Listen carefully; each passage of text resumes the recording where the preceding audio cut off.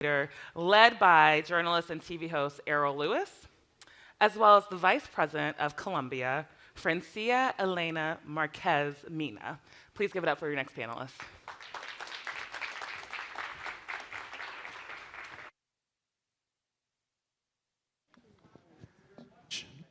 Thank you very much, and good morning to everybody. On the Glad to be here. I'm Errol Lewis. I am the political anchor at Spectrum News, and it is my pleasure to be here with you for a short while to talk with somebody who is both very important in her own country, but also an important voice for us to hear and to learn from. So let me welcome to the stage our Vice Presidente, Senora.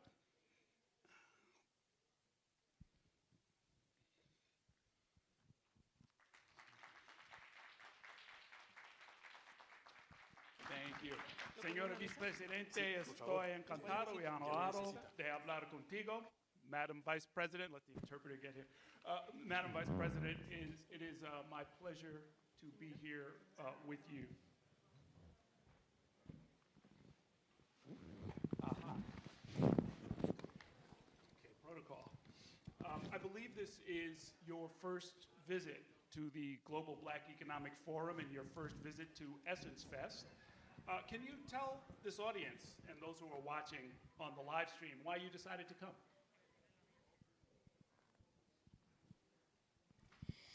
Bueno, quiero en primer lugar agradecer la invitación a participar en este importante foro para el mundo, el Foro Económico Global de la Gente Negra. Porque es importante estar aquí. Creo que es de gran importancia poder hacer intercambios. Good start. I gave you guys 2 shout-outs. Yeah, no, dude, we good. And then I met your... We've got some open keys here. We've got some open mics where there's a lot of... Okay.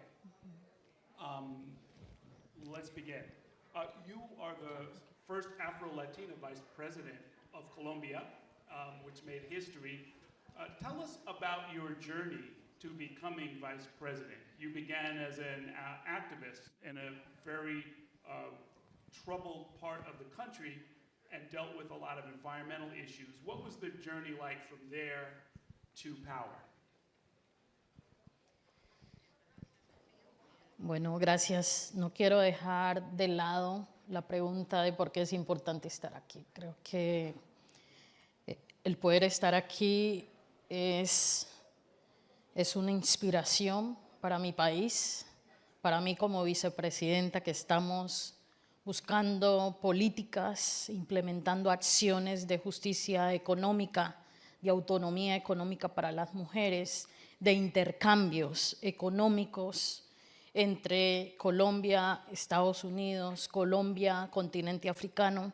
Es de gran importancia poder estar aquí y conocer las experiencias y llevarlas a mi país, un país con desigualdades estructurales que sobre todo afectan a la población afrodescendiente. Mi viaje de cómo llegué aquí, llegué en una apuesta de lucha libertaria que no empezó conmigo, que empezó con mis ancestros y ancestras, liberándose de la esclavitud, y que a partir de ahí mi pueblo ha estado sufriendo, pero también ha estado liderando agendas de cambio y de transformación, y simplemente he sido parte de esa lucha colectiva histórica por la defensa de la tierra, por la defensa de la vida, por la garantía de los derechos humanos y por la defensa del medio ambiente.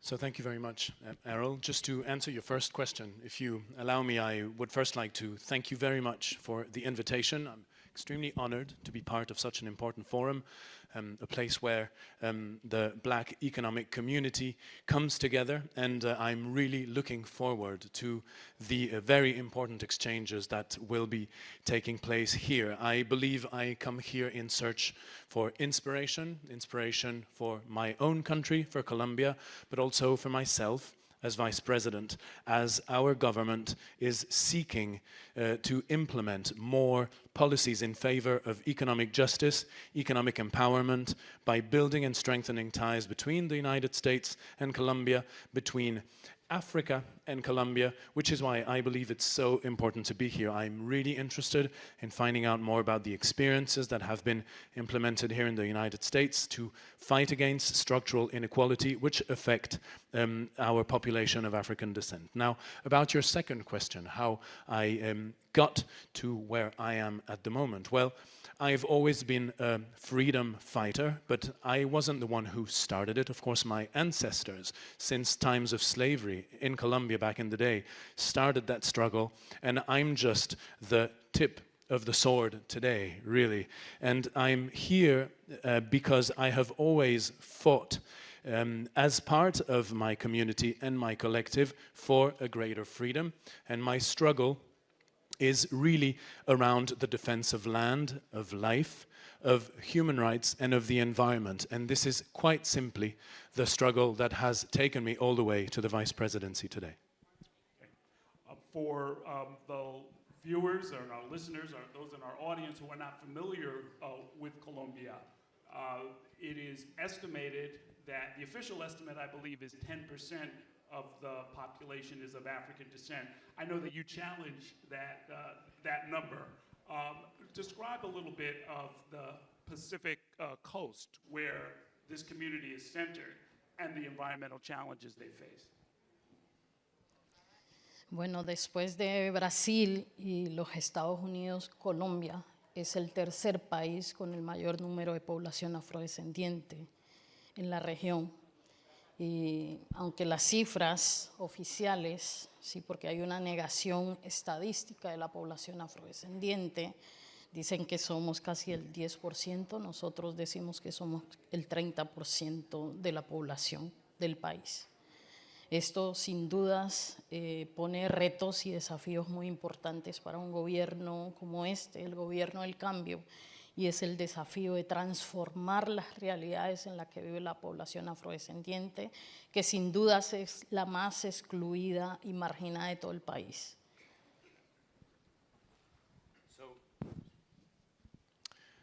So indeed, after Brazil, which comes first, and the United States, which comes second, Colombia is the third country in the Americas with the largest population of African descent.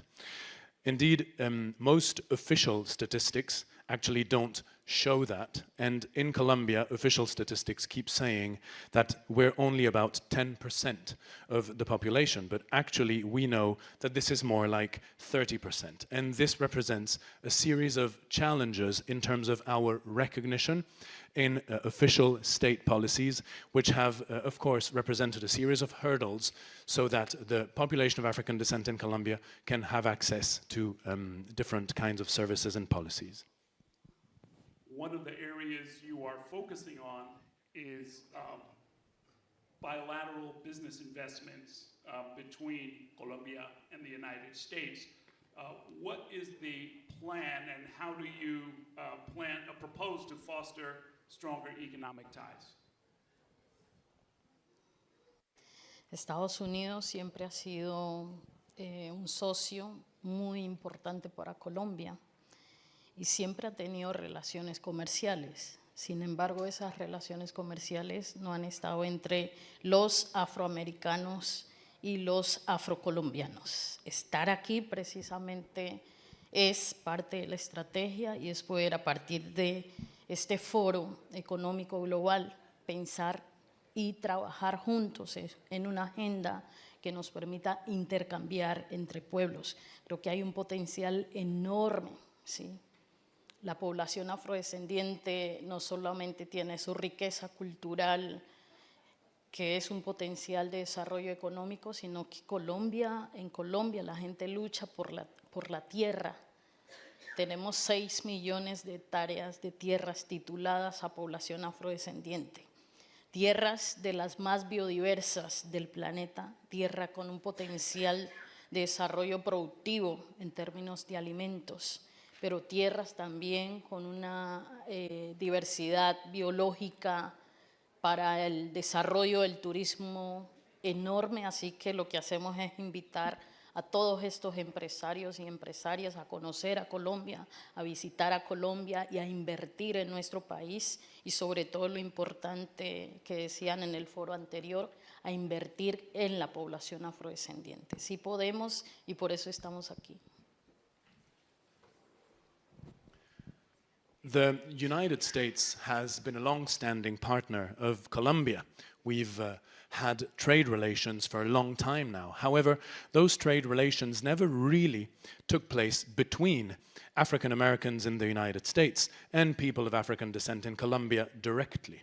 Therefore, I'm here perhaps to push this strategy a little further so that we can perhaps think together and work together so that we can create closer ties for exchange between our communities, between our people.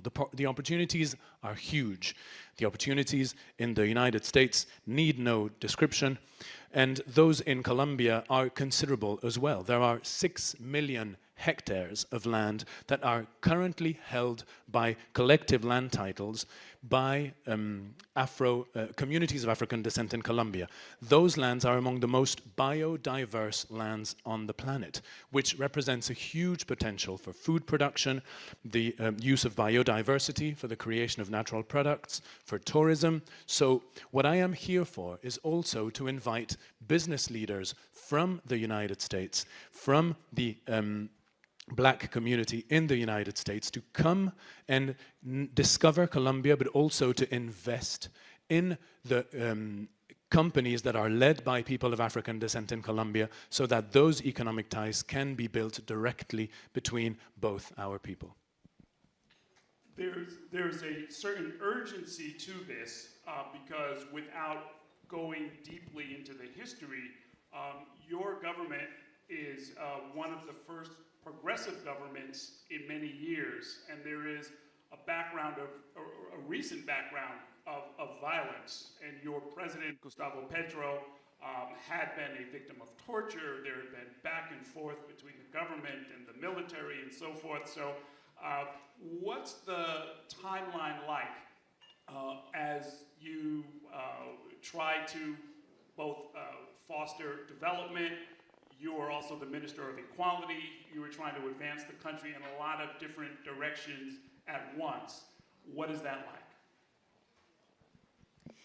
Bueno, Colombia es un país de muchas oportunidades, un país con mucha riqueza cultural, un país con mucha biodiversidad, pero tenemos, desde mi punto de vista, varios problemas estructurales por resolver.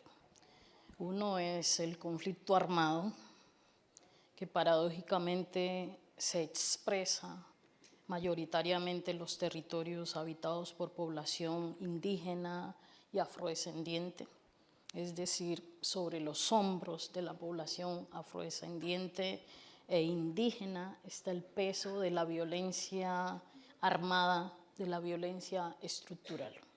Y por otro lado, pues somos también de las sociedades más desiguales e inequitativas.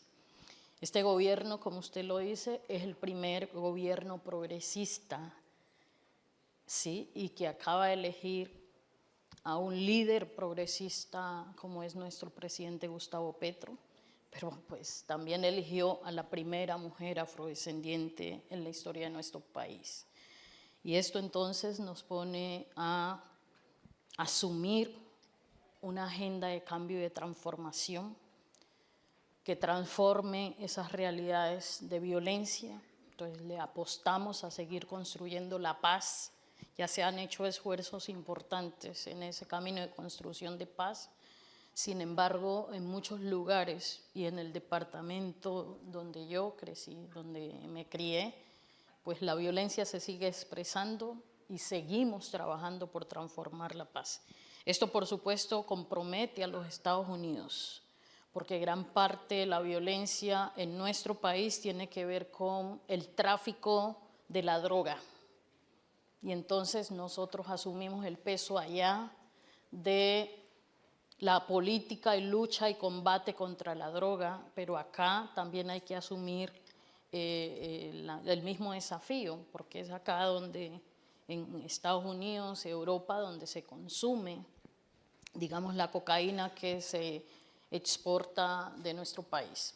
Y en ese sentido, eso también compromete a la población afrodescendiente, porque acá en los Estados Unidos a quienes se encarcela es a la gente negra por el consumo de la droga, y allá quienes se expropian de los territorios, se desplazan de los territorios, es a la gente negra, a la gente indígena. Allá hay una agenda de trabajo común que tenemos que hacer como afrodescendientes, tanto en Colombia como acá, porque una misma política de muerte termina afectándonos a las mismas poblaciones.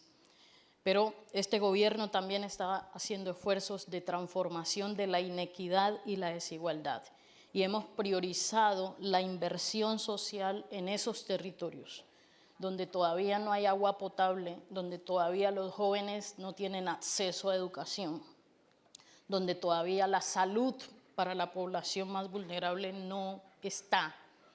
Y ese cambio son políticas que estamos impulsando en el Congreso, son leyes estructurales para superar las desigualdades sociales, pero también es inversión concreta. Y ahora en el panel anterior escuchaba decir que es necesario que la inversión del Estado se haga con la población afrodescendiente. Allá también hay el racismo estructural que establece que la población afrodescendiente no tiene la capacidad, o los empresarios negros no tienen la capacidad de administrar los recursos del Estado. Eso es parte de lo que estamos cambiando a partir de una alianza público, popular y comunitaria que nuestro gobierno está impulsando, porque siempre la administración de los recursos se ha quedado en unos sectores de privilegio económico. Poder que los recursos públicos se administren con las comunidades para la transformación de sus realidades es parte de lo que está impulsando este gobierno.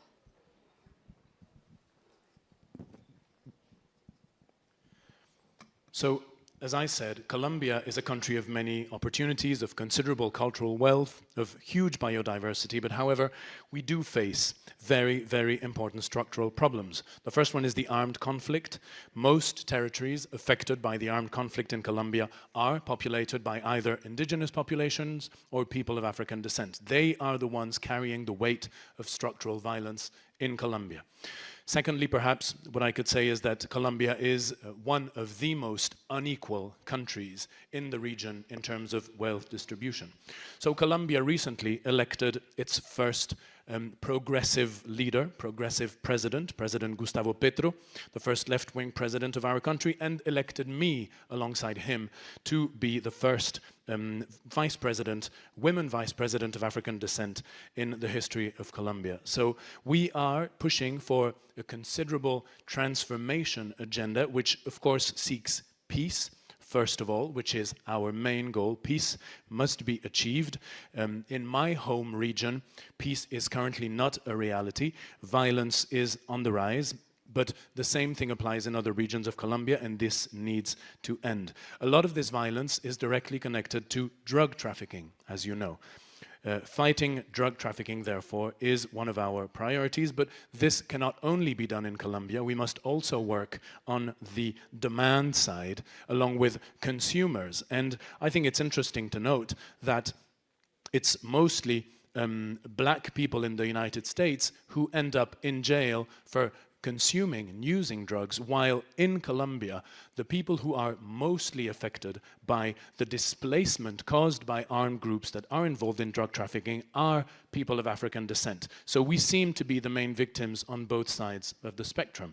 And this policy of death needs to end because it is affecting us equally on both sides. Now, how are we trying to change that? Well, social investment in those territories is indeed the answer, so that those places can have access to better health services, education services, drinking water, and of course, we are indeed pushing for greater social investment in those regions. Now, something that I thought was very interesting in the previous panel was that there is an interest to allow community businesses to have a greater stake in state and public procurement. This is something that we are trying to do. Of course, there is the common thought in Colombia that African descent-led businesses cannot appropriately manage public funds, which is why we are pushing for a public-popular partnership that will perhaps take the traditional control of public money out of the hands of the traditionally privileged classes of Colombia so that it can finally come into the hands of communities and community-led businesses. There are many things. You are a mother who became an activist and now vice president. There are many things you could have done. Why did you decide to pursue a career in public service? Bueno, decidí hacer esta carrera en el servicio público porque creo en la justicia, porque creo en la solidaridad entre los pueblos, porque tengo una convicción profunda por la paz y por la transformación del racismo estructural. Soy una mujer negra consciente del lugar de donde vengo, del lugar donde nos ha tocado estar y de la necesidad de cambio para las próximas generaciones, para los niños y niñas. Y sé que haber hecho este camino, tal vez no logré transformar todo ahora, pero sé que los niños y niñas van a seguir haciéndolo y por eso tomé esta decisión. En mi país no hay muchas alternativas, ¿sí? Y asumimos la alternativa de luchar en contra de las opresiones, en contra de las inequidades o las desigualdades, o nos hundimos. Y yo he preferido luchar junto a mi pueblo, junto a mi país, y esa lucha, pues decidí tomar este camino, así como ustedes decidieron luchar desde el escenario de la libertad económica para la dignidad de la población negra en los Estados Unidos. Yo decidí luchar desde la política también para la libertad frente a las opresiones que como mujeres y como pueblos negros hemos tenido que vivir.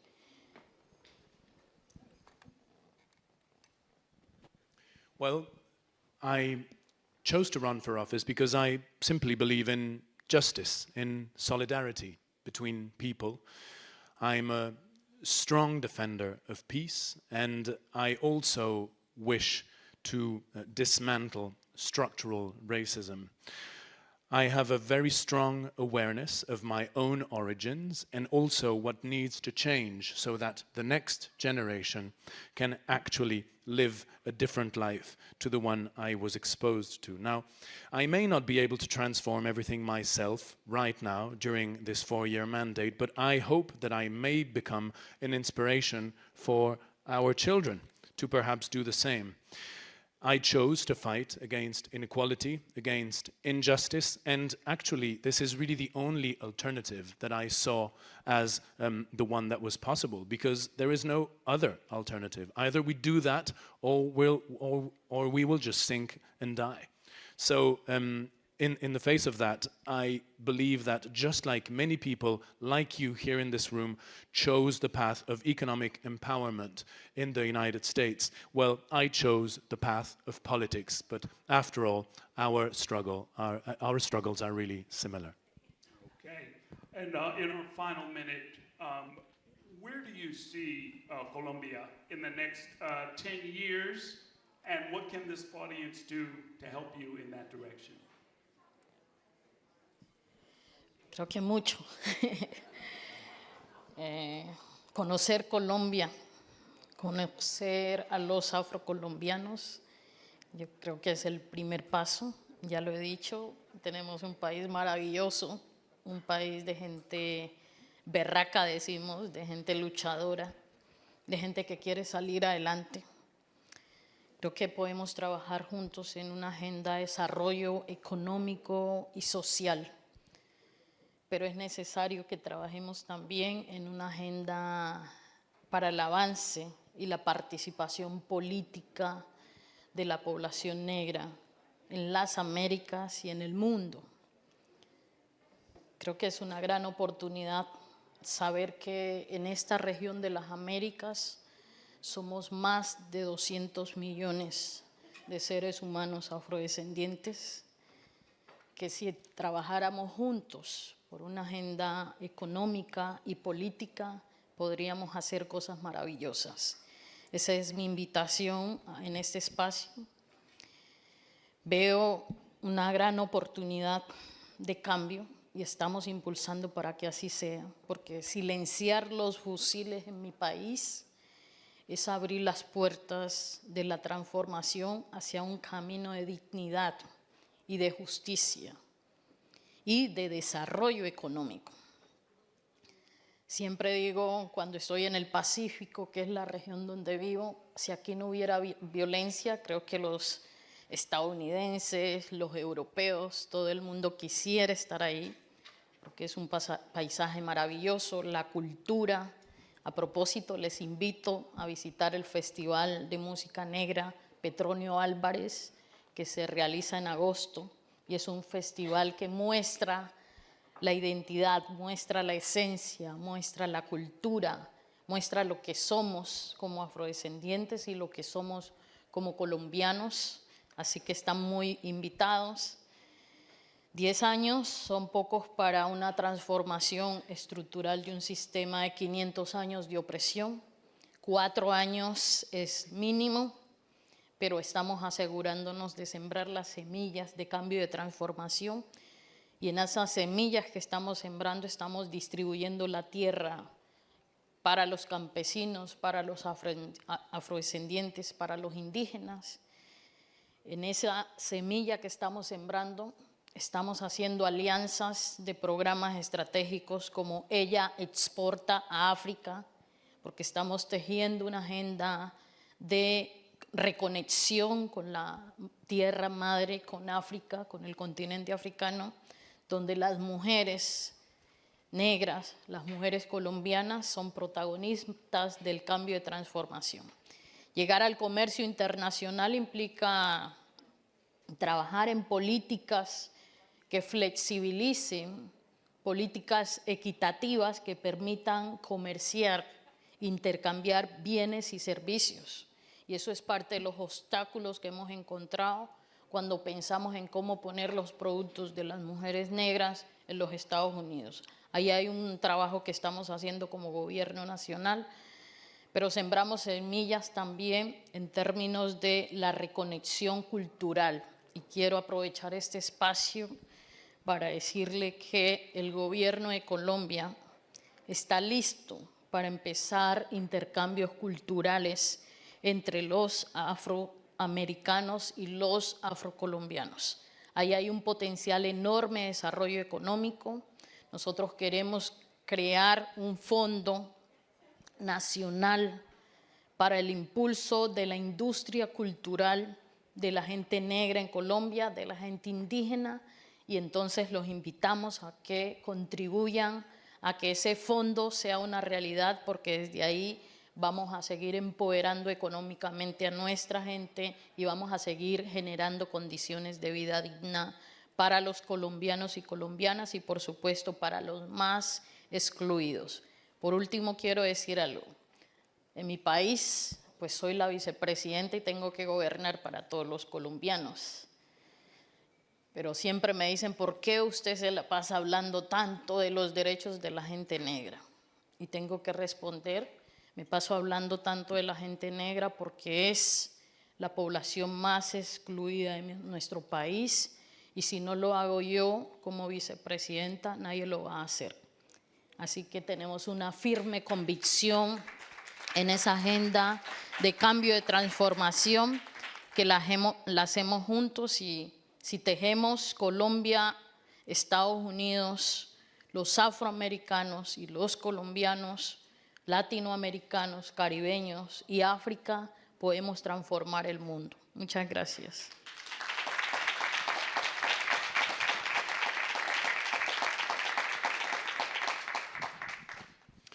Well, I guess there's actually a lot that we can do together.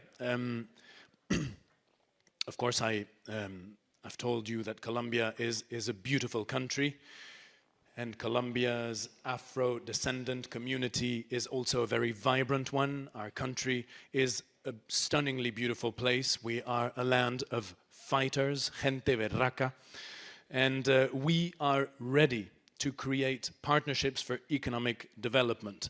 And clearly, this is the reason behind my presence here. But I also really wish to insist on the fact that political participation in places of power in the Americas for people of African descent is key.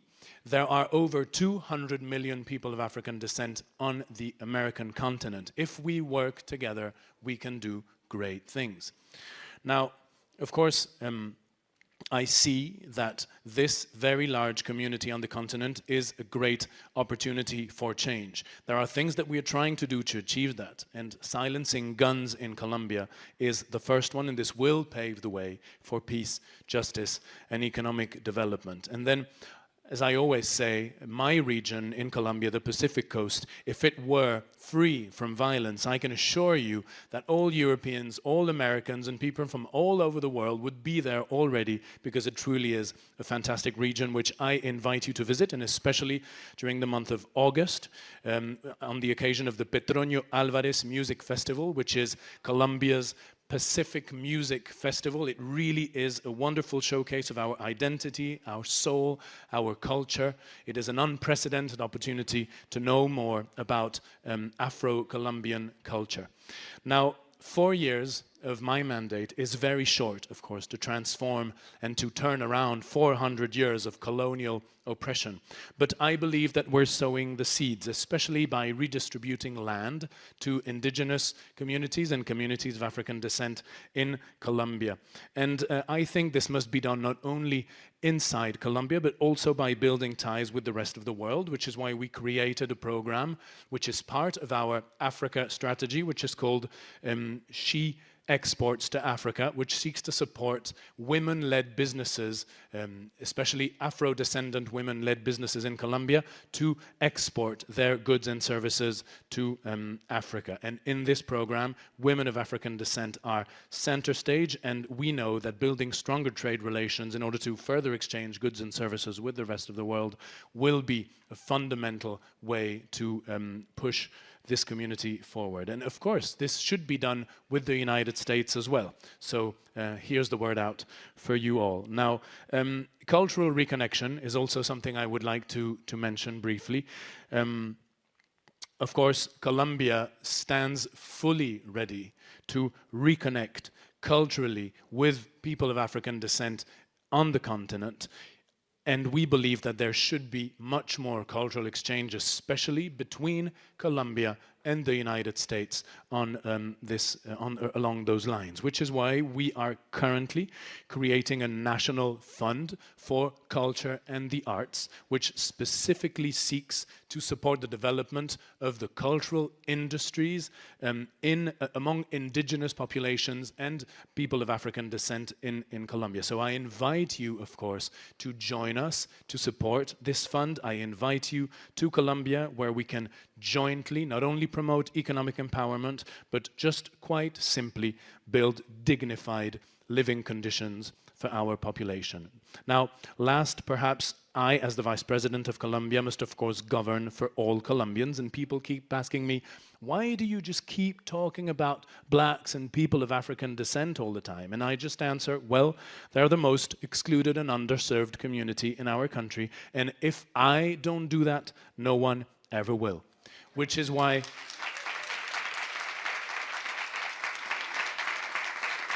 we're pushing for this transformation agenda, and this can definitely not become a reality if we don't work together between America, Colombian people of African descent, Latin America, the Caribbean, and Africa. It is only together that we can transform our world and transform this world. Thank you very much.